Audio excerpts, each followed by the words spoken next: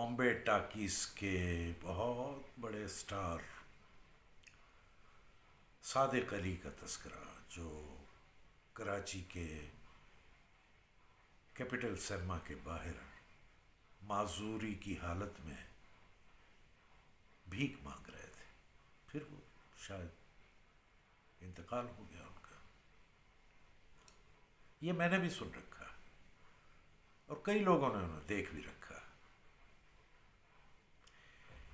یہ شوبز کی دنیا کا کوئی واحد واقعہ نہیں ہے. ویسے تو اس طرح کے واقعات، آسمان سے زمین پر گرنا، عروج کے بعد زوال پذیر ہونا، آپ نے دیکھا نہیں شاہ ایران کس طرح در بدر پھرتے رہے اور انہیں جائے پناہ نہ ملی. اور یہ شوبز کی دنیا میں تو ایسے واقعات کئی آپ کو مل جائیں گے. آپ یہاں اپنے ملک میں دیکھ لیں، وحید مراد کیا عروج پایا اور زوال ایسا کہ تن تنہا پھر ایک ڈپریشن کے عالم میں اس دنیا سے رخصت ہو گیا. ایک اداکارہ تھیں مینا شوری.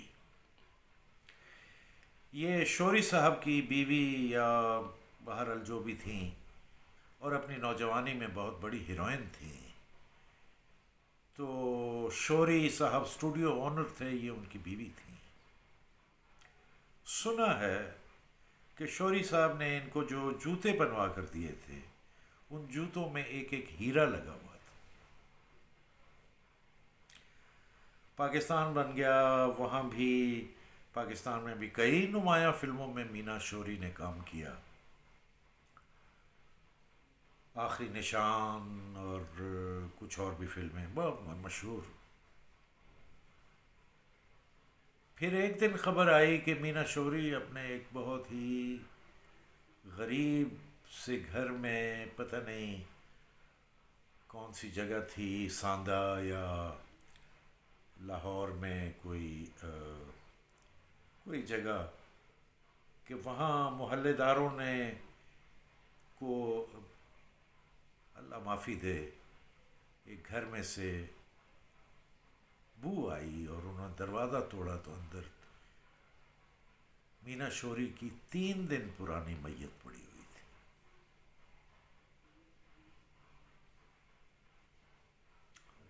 کوئی ایک واقعہ نہیں، کئی واقعات ہیں. لیکن ان واقعات کے ساتھ ساتھ جڑے ہوئے کچھ اور بھی واقعات.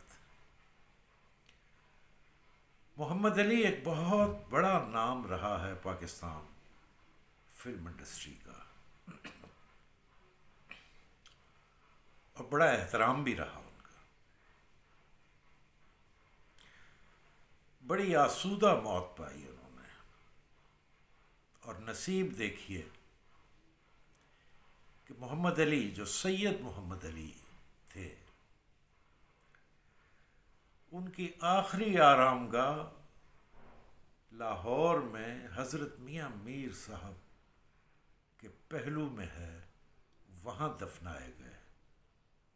اور یہ اجازت میاں میر صاحب کے متولیوں نے خود دی.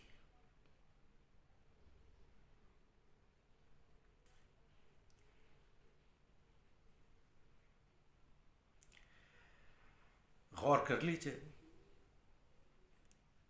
عام لوگ تو کیا غور کریں، میں تو شوبز سے وابستہ لوگوں کو یہ ایک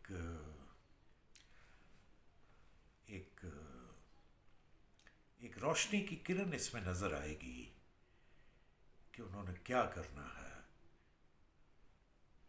کیا محمد علی جیسا نصیب پانا ہے،